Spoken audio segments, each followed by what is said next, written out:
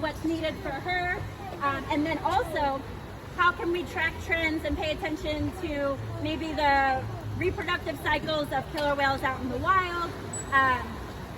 So really a lot of information, right? We've actually recently participated in a study with fecal samples. So fecals are another sample that we do collect every single month. And for a while we were doing it multiple times a week. And another really major problem that we have with trying to study killer whales out in the wild is finding them.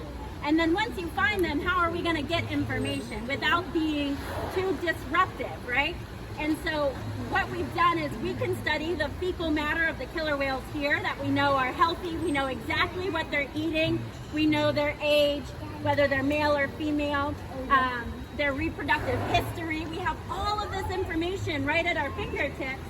And they have actually trained dogs that go out on boats and sniff for whale poop that floats to the surface, and then they just take a net and scoop that up.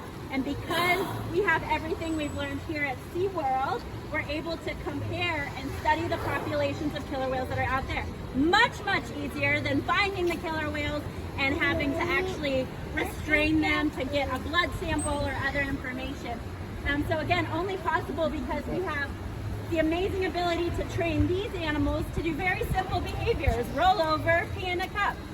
Roll over, we'll draw some blood. Roll over, we can get a fecal sample. But the benefits of all of that is huge for the entire population.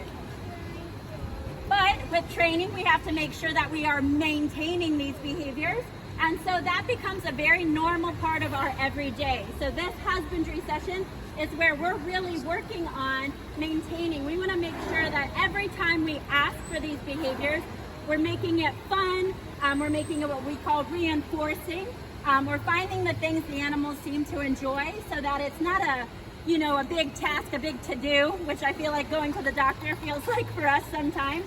But for them, this is just a part of their day, and we're going to make it really engaging and a good time for them. So Takara here, they're working on a lineup that we use for sonograms. So the females are regularly sonogrammed, just like you would be during a pregnancy. But right, sonogram is just anything to look at the inside organs. So we do keep track of their reproductive health. We can look for their ovary health, and then we do lung ultrasounds as well. And that's for the males and the females. But again, that could be really intimidating. There's a machine involved, there's the veterinarian staff involved. They have to kind of lay still, which Kamea is our youngest. She is almost 9 years old.